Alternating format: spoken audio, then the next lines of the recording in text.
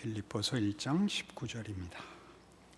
이것이 너희의 간구와 예수 그리스도의 성령의 도우심으로 나를 구원에 이르게 할 줄 아는 거로 나의 간절한 기대와 소망을 따라 아무 일에든지 부끄러워하지 아니하고 지금도 전과 같이 온전히 담대하여 살든지 죽든지 내 몸에서 그리스도가 존귀하게 되게 하려 하느니 이는 내게 사는 것이 그리스도니 죽는 것도 유익함이라. 그러나 만일 육신으로 사는 이것이 내 일의 열매일진데 무엇을 택해야 할는지 나는 알지 못하노라. 내가 그 둘 사이에 끼었으니 차라리 세상을 떠나서 그리스도와 함께 있는 것이 훨씬 더 좋은 일이라. 그렇게 하고 싶으나 내가 육신으로 있는 것이 너희를 위하여 더 유익하리라. 내가 살 것과 너희 믿음의 진보와 기쁨을 위하여 너희 무리와 함께 거할 이것을 확실히 아노니 내가 다시 너희와 같이 있으므로 그리스도와 예수 안에서 너희 자랑이 나로 말미암아 풍성하게 하려 함이라. 26절 말씀까지 보았습니다. 우리는 지금 빌립보서의 1장에 나오는 사도 바울의 이 서신이 갖는 가장 중요한 배경, 안목, 분별을 지금 대하고 있습니다. 이 중요한 현실에서 복음이 이방으로 퍼져나가고 교회들이 막 세워지고 연약한 성도들이 이제 교회를 책임져야 되는 그 위기 속에 가장 중요한 책임을 져야 했던 사도 바울은 감옥에 갇히게 됩니다. 우리는 지난번에 이미 사도 바울의 부재가 어떤 것을 우리에게 더 분명하게 했느냐라는 시점에서 사도 바울이 이해한 대로 복음에 대한 이해가 더 깊어졌다. 그 다음에 오늘 봐야 할 것은 사도 바울 자신은 자신의 투옥을 어떻게 이해하고 있느냐 하는 면에서 어떻게 이것이 손해보지 않는가, 우리가 가지는 기독교 신앙에 대한 또는 신앙인으로서의 삶과 책임에 대한 어떤 이해를 더 증진시키느냐 하는 문제로 우리를 안내하고 있음을 봅니다. 우리는 이미 18절에서 지난번에 살펴본 대로 그러면 무엇이냐, 거칠애로 하나 참으로 하나 무슨 방도로 하든지 전파되는 것은 그리스도니 이로써 나는 기뻐하고 또한 기뻐하리라 라고 그가 선언함으로써 자신의 투옥이 가져온 그 결과들, 그를 아끼는 자들과 그를 시샘하고 비난하려는 자들이 일어났음에도 불구하고 궁극적으로 복음의 진보를 이루었다는 사실을 지적함으로 하나님의 일하심이 얼마나 놀라운가, 하나님이 우리에게 허락한 구원과 은혜와 복음을 어떻게 하나님이 지키셔서 우리의 실패나 우리의 연약함으로 방해받지 않으시는가 하는 것을 사도 바울이 증언하는 것을 들었습니다. 그래서 바로 그런 안목을 가지고 사도 바울이 자신의 처지에 대한 이런 이해를 가지게 됐습니다. 이것이 19절입니다. 이것은 무슨 방도로 하든지 전파되는 것은 그리스도였던 복음의 신비한 능력, 기이한 하나님의 방식이 너희의 간과 예수 그리스도의 성령의 도우심으로 나를 구원에 이르게 할 줄 안다 하는 것입니다. 여기서 구원에 이르게 한다는 것은 우리 일반적으로 얘기하는 예수를 믿느냐 마느냐 하는 문제가 아니라 하나님께서 그 복음을 허락하시고 목적하시고 이루시는 하나님의 뜻의 완성의 자리로 나를 인도하실 것이다 하는 것이죠. 바울을 하나님의 종으로 부르시고 그를 통하여 교회를 세우시고 그의 고난과 수고에 에도 불구하고 복음을 승리케 하시는 하나님이 그 복음을 맡게 하시고 그의 종으로 세운 자신의 인생과 운명을 결국 승리로 인도하실 것이다 하는 강한 확신을 여기 나타내고 있습니다. 그러나 이 강한 확신은 하나님이 결국 궁극적인 승리자이시다, 하나님이 당신의 뜻을 결국 승리케 하실 신실한 분이시다 라고 얘기함으로써 지금의 문제를 그 큰 운명에다가 떠넘겨 그래서 나는 괜찮다로 끌고 가지는 않습니다. 이런 확신이 등장하는 가장 큰 이유는 그래서 현실은 사실은 이해가 가지 않는다를 이제 설명하려는데 이 결론이 나와 있습니다. 결국 하나님이 승리하실 것이다. 하나님이 그 복음을 주시고 그 아들을 보내신 은혜와 사랑과 그 뜻을 결국 승리하실 것이다. 이루실 것이다. 내가 잡혔으나 복음의 진보가 있었던 것을 기억해라. 그런 차원에서 우리는 사실 현실 속에서는 막막할 수도 있고 이해가 가지 않을 수 있다라는 얘기를 이제 펼치지요. 이게 20절입니다. 나의 간절한 기대와 소망을 따라 아무 일에든지 부끄러워하지 아니하고 지금도 전과 같이 온전히 담대하여 살든지 죽든지 내 몸에서 그리스도가 존귀하게 되게 하려 하나니 이는 내게 사는 것이 그리스도니 죽는 것도 유익함이라. 우리 쉽게 읽으면 너무나 당연한 고백이고 너무나 당연한 선택이고 너무나 당연한 그 헌신으로 읽어버릴 수 있습니다. 그렇게 간단한 얘기가 아닙니다. 내가 살아서 하나님께 유익이 되는 존재가 아니고 내가 죽어서 하나님께 손해가 보는 존재가 아니다를 아는 거죠. 그것은 바울 한 개인의 존재 가치를 평가하자는 것이 아니라 하나님의 크심이라는 차원에서 보면 무한하신 하나님, 신실하신 하나님, 은혜와 긍휼이 넘치는 하나님의 일하심에 나 하나가 편을 들어야 무슨 표가 나며 내가 하나 방해를 한다고 한들, 내가 하나 없어진다고 한들 무슨 장애가 되겠느냐라는 측면에서의 얘기입니다. 살든지 죽든지 그리스도가 존귀히 되는 것은 이 모든 일이 예수 안에 드러난 하나님의 작정과 일하심을 더욱 두드러지게 할 뿐이지, 내가 있음으로 인해서 십자가가 더 빛나고 내가 하나 없어짐으로 그 조명이 어두워지는 존재 아니다. 무엇 때문에 이 얘기를 한다고요? 하나님의 일하심의 신실하심과 그 측량할 수 없는 지혜와 능력과 온전하심에 대한 사도 바울의 궁극적인 항복입니다. 그래서 살든지 죽든지라는 얘기는 내가 살 수도 있고 죽을 수도 있는 위기선상을 늘 걷고 있는 게 현실이다, 그렇게 얘기하는 거죠. 내가 내일을 다시 만날 수 있을지 그럴 수 없을지 나는 사실은 확인이 되지 않는 현실 속에 있다. 내가 이 감옥을 다시 몸성이 걸어 나가서 햇볕을 볼 수 있는지 여기서 죽어버릴지 난 사실은 모른다. 그러나 나 하나의 존재와 운명 이상, 그것을 포함하여 더 크게 온 우주와 존재와 역사와 의미와 운명의 주인이 하나님이시니 어떻게 된들 내가 무슨 손해가 있겠느냐. 이게 사도 바울이 하는 고백의 진정한 내용입니다. 나는 아무래도 좋다라고 얘기함으로써 일종의 체념을 무슨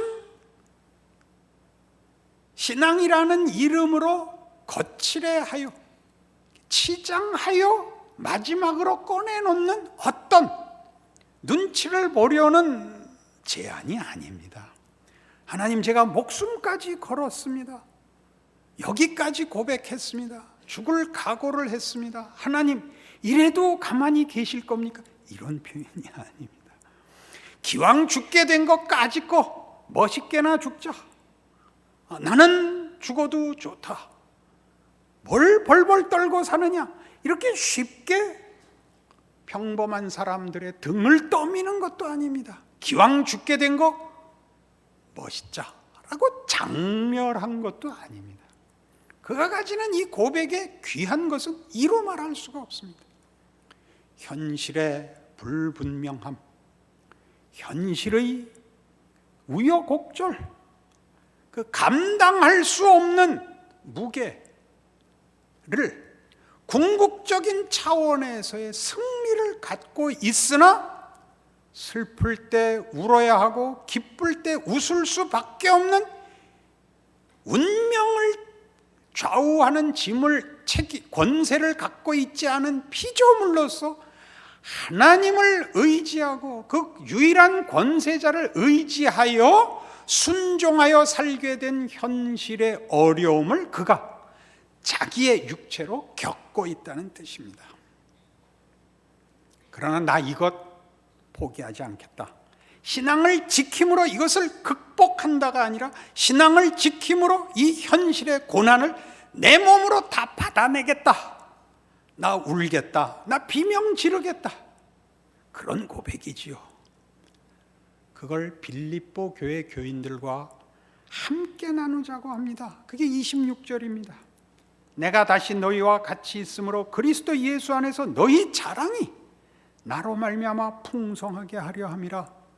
이 고백은 나 하나의 고백이고 나 하나의 자랑이고 나 하나의 큰 소리가 아니라 나를 통하여 너희에게 증거하고 너희에게 허락된 복음과 믿음과 교회에 준 하나님의 커다란 선물이니라. 믿음의 특권이니라 라고 얘기하는 것입니다. 빌립보 교회와 사도 바울은 이렇게 동일한 하나님의 은혜와 부르심과 그 부르심을 현실 속에서 감내하라는 하나님의 부름의 순종으로 밖에는 묶을 수 없는 현실을 갖다 바치는 것으로 동일하게 요구되고 있는 것이지요. 그래서 이 문제는 위에 20절 다시 가보시면 나의 간절한 기대와 소망을 따라, 간절한 기대와 소망은 궁극적으로 하나님의 신실하심의 승리, 하나님의 전능하심의 승리가 그의 간절한 기대와 소망입니다. 하나님의 궁극적인 승리는 예수로 증거되었습니다. 우리에게 구원을 베푸시는 복음으로 선포되고 있습니다. 그 승리를 간절한 소망으로 갖고 있으나 지금 그 소망을 가지고 걸어야 하는 현실에서 그는 부끄러움을 감수해야 합니다. 놀랍지 않습니까? 담대해야 합니다. 담대해야 한다는 건 그가 그의 마음에 가장 비겁한 생각이 드는 현실을 살고 있다는 뜻입니다. 우리는 이런 단어들을 너무 쉽게 쓰지요. 확신, 선택, 결단, 헌신, 기쁨, 이런 단어들을 쓰면 그것이 마치 현실에도 그것이 보상이 되는 것이라고 생각을 합니다. 우리가 천국 소망을 확신하면 지금 현실에 평화가 오고, 내가 하나님을 믿는 믿음에 진실하면 현실이 형통해질 것이라고 막연히 갖다 붙인다 말입니다. 그렇게 얘기하고 있지 않습니다. 그는 이미 그런 말을 할 수 없는 처지에 몰려 있습니다. 사도 바울의 투옥입니다. 그는 감옥에 갇혀 자신의 생명을 장담하지 못할 처지에 놓였고, 그가 전한 복음과 그가 가서 세운 교회와 자기 자신의 하나님의 종된 새 운명에 대하여 현실에 대하여 일관된 설명을 해야 되는 처지에 또 밀리는 것입니다.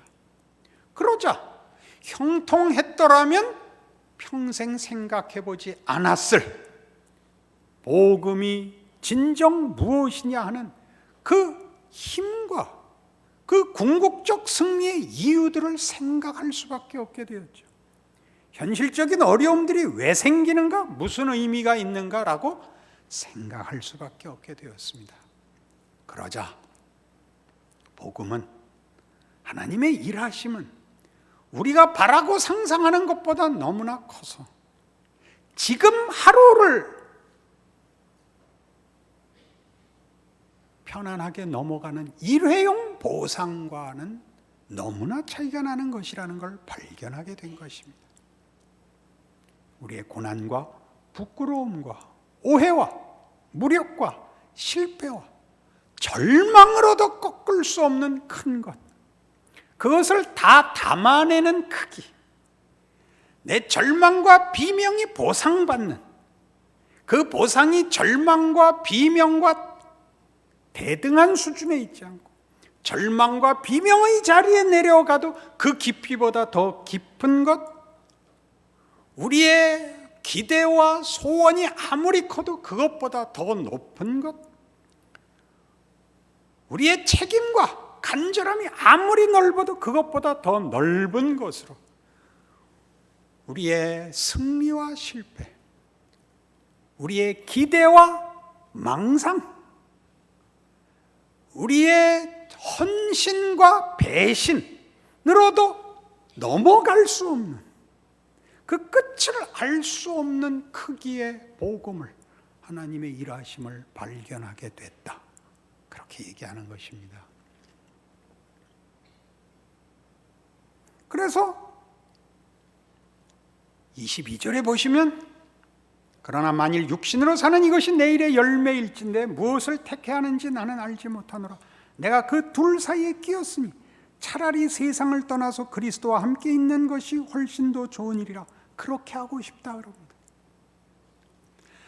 내게 사는 것이 그리스도니 죽는 것도 유익함이라 라는 고백이, 난 살아도 주를 위하여 살고 죽어도 주를 위하여 죽는 것이라 나는 아무 상관이 없다, 아무 고통도 없고 갈등이 없다는 얘기가 아니라, 내가 죽을 것이냐 살 것이냐의 양쪽에 이렇게 끼어서 양쪽 그 맷돌에 내가 이렇게 맷돌에 뭐라 그러죠? 끼어 있다, 갈리고 있다. 콩비지 갈듯이 죽음과 삶이 나를 가운데 놓고 지금 나를 돌리고 있다. 죽는 게 훨씬 좋다. 왜요? 고통이 그치니까.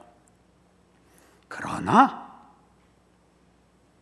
내가 그리스도와 함께 있는 것이 훨씬 더 좋은 일이라 그렇게 하고 싶으나 내가 육신으로 있는 것이 너희를 위하여 더 유익하리라. 왜? 내가 고난을 당함으로 너희 고난이 무엇인지를 이해시키고 격려할 수 있다면 내가 기꺼이 고통을 연장하리라, 그겁니다. 얼른 죽어서 나 좋은 걸 나 선택하지 않겠다.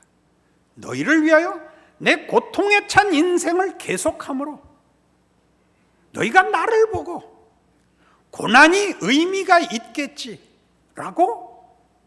생각하게 되고 믿음을 더 깊이 알게 되는 일을 위하여 내 기꺼이 내 고난의 인생을 연장하리라.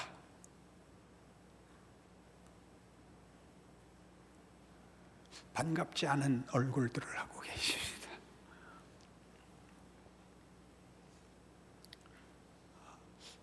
저와 같이 우리 교회를 시작하시고 젊었던 30대, 40대를 함께 신앙생활 하신 여러분들은 지금쯤 오시면 이 말이 갖는 그 내용을 여러분들 체득하셨을 것입니다.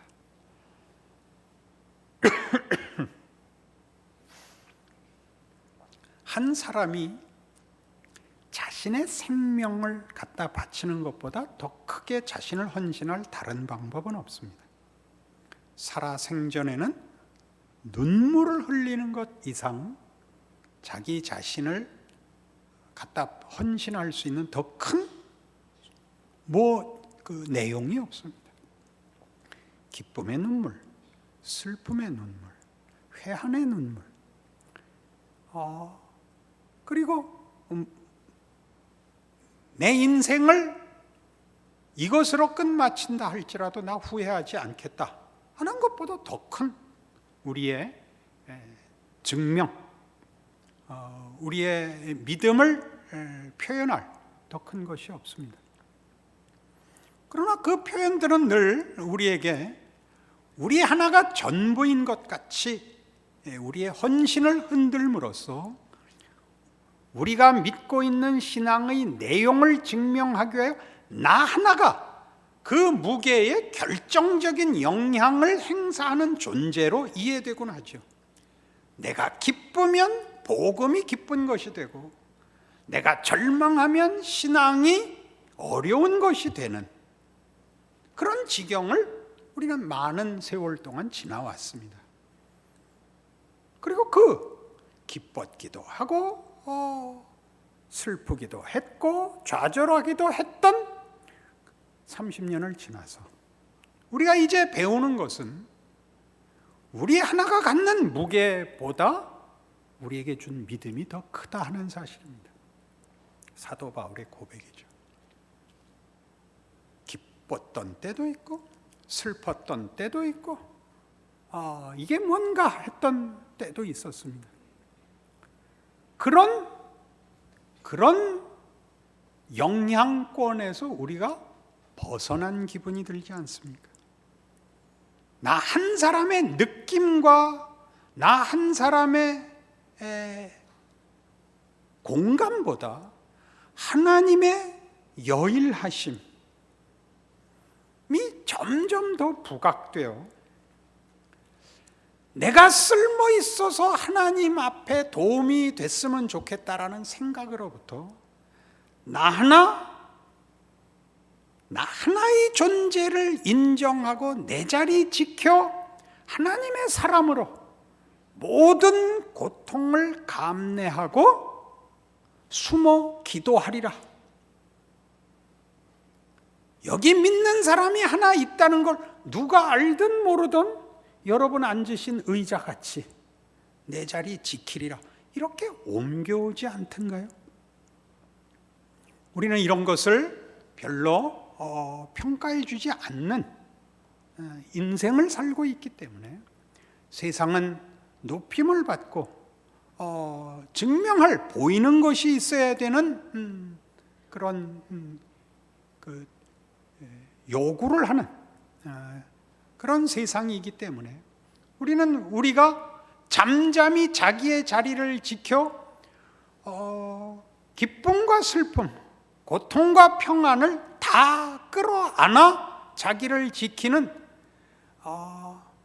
말없는 하나의 돌이 되는 것을 비난합니다.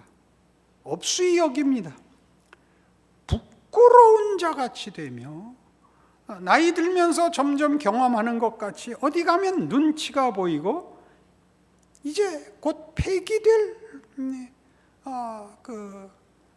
뭐라 그럽니까? 사용 기한이 다 끝난 폐기품 같아 보입니다. 과연 그럴까요? 여기 그 얘기하는 겁니다. 바울이 아무 일에든지 부끄러워하지 않는다는 아무 일은 뭘까요? 감옥에 갇힌 거죠. 그가 몸에 육체 사단의 가시를 가져 성도들을 시험하는 것을 가진 거죠. 그가 여러 번 그의 사도된 사역을 수행하는 과정에서 일어난 여러 시험들이죠. 여러 환난들이고 40에 하나 가만매를 5번 맞고 3번 태장으로 맞고 1번 돌로 맞고 파선하여 일주야를 기품 속에서 보내고 여러 번 여행에 강의 위험과 바다의 위험과 강도의 위험과 동족의 위험과 이방인의 위험을 당하고 여러 번 굶고 춥고 헐벗었느니라. 그 얼마나 많은 비난을 받았겠습니까? 가뜩이나 못생겼다고 알고 있는데, 그 모든 것에도 불구하고 내가 육신으로 있는 것이 너희를 위하여 더 유익하리라를 선언하는 것은 큰 소리 치는 것 아니지요. 큰 소리 치는 것 아니죠. 기꺼이 다시 자신의 일선으로 복귀하는 장병 같은 고백입니다. 내가 살 것과 너희 믿음의 진보와 기쁨을 위하여 너희 무리와 함께 거할 이것을 확실히 아노니 내가 다시 너희와 같이 있으므로 그리스도 예수 안에서 너희 자랑이 나로 말미암아 풍성하게 하려 함이라. 여러분, 저를 만나서 무슨 자랑을 얻으셨습니까? 여러분이 우리 목사님 훌륭하다라고 얘기하는 것은 고마운 말씀이지만 그것은 여기 있는 그리스도 예수 안에서 너희 자랑이 나로 말미암아 풍성하게 하려 한다는 데는 들어가지 않습니다. 여러분이 각자의 인생을 어떻게 이해하고 오해받고 고난 속에서 하나님의 더 크신 일하심에 궁극적 승리를 확인하고 그 아득한 현실을 자신의 기대와 욕심으로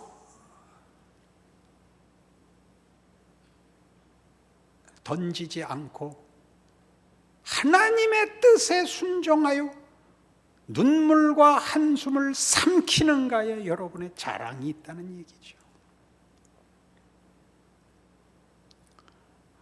서두에도 얘기했습니다.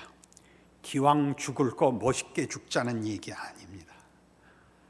우리가 가는 길은 예수님께서 이미 먼저 걸으신 길이요 요구하신 길입니다.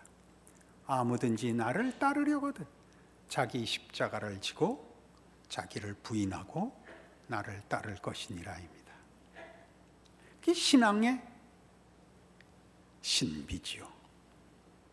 우리가 보면 그것은 우리 자신을 위해서도 마음에 들지 않고 우리를 지켜보는 세상에 대해서도 아무런 영향력이 없을 것 같은데 그렇지 않습니다. 우리가 세상의 풍파와 시험을 상관없이 꿰뚫고 가는 것을 세상이 제일 먼저 알아봅니다.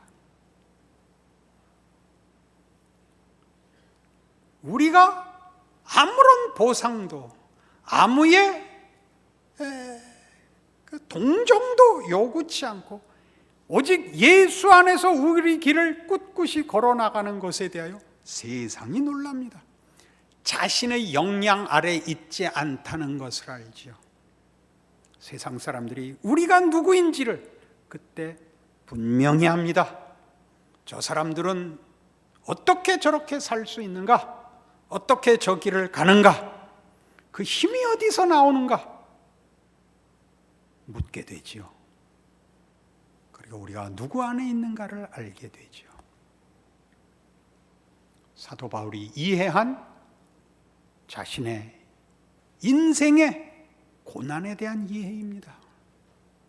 그것이 하나님의 일하시는 방법이라는 걸 깨달은 이해입니다.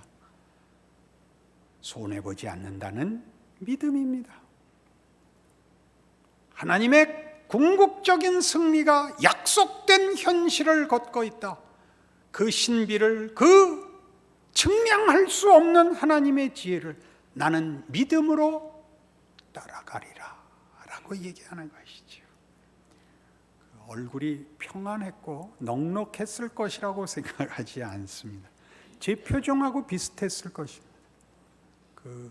사람은 이렇게 만나면 몇 가지 특징적인 표정들이 있는데 아무 생각 없는 표정, 이게 제일 많은 표정입니다. 아무 생각 없는 표정, 생각 많이 하는 표정, 제가 갖고 있는 겁니다. 왜 생각을 많이 할까요? 고단하니까. 왜 아무 생각이 없을까요? 평안하니까. 왜 평안할까요? 생각할 이유가 없으니까. 하나님이 우리를 평안히 두지 않습니다. 더 깊이, 더 깊이 더 깊이 예수 안에 우리를 붙들어 우리의 자랑이 풍성케 하시기를 원합니다. 여러분의 길을 통하여 바로 십자가의 승리, 죽은 자를 살리시는 하나님의 부활의 승리가 전파된다는 것 기억하시며, 여러분의 그 부끄러워 담력을 끌어올려야 되는 현실이 십자가의 길인 것 기억하셔서 시험에 지지 마시고, 변명하려 하지 마시고, 빨리 죽으려 하지 마시고, 체념하거나 변명하지 마시고, 웃으시든가 극복하고 웃으시든가 인상을 쓰시든가 진지하게 여러분의 신자된 인생을 살아내시기를 권합니다. 기도하십시다. 하나님 아버지 은혜를 감사합니다. 하나님의 사람으로 사는 것은 하나님의 신비에 인도되는 것입니다. 우리가 이해하고 우리가 소원하는 우리의 인생과 비교할 수 없는 길입니다. 하나님의 지혜와 능력과 복주심의 길입니다. 우리는 버겁습니다. 우리의 이해와 우리의 능력으로 감당할 수 있는 길이 아닙니다. 하나님의 장중에 붙잡혔기에, 하나님의 작정에 붙잡혔기에 우리의 능력과 소원을 뛰어넘는 기적이 우리의 생애를 통하여 결실하도록 부름받고 있습니다. 십자가의 승리요, 부활의 승리입니다. 오늘 깨우쳐 주셨으니 충성하게 하시옵소서, 믿음 갖게 하시옵소서. 우리가 오늘 한 걸음 땀 흘려 걸을 때 하나님 한 영혼 더 불러내시고, 불러낸 영혼 더 깊이시고, 하나님의 하나님 되심이 더 크게 각인된다는 것 기억하고, 이 세상에 하나님의 은혜와 하나님의 일하심을 우리의 실존에 담아내어 이 세상과 사회의 빛이요 소금이 된다는 것 기억하게 하사, 믿음의 승리와 믿음의 자랑과 믿음의 담대함을 허락하시옵소서. 예수님 이름으로 기도합니다.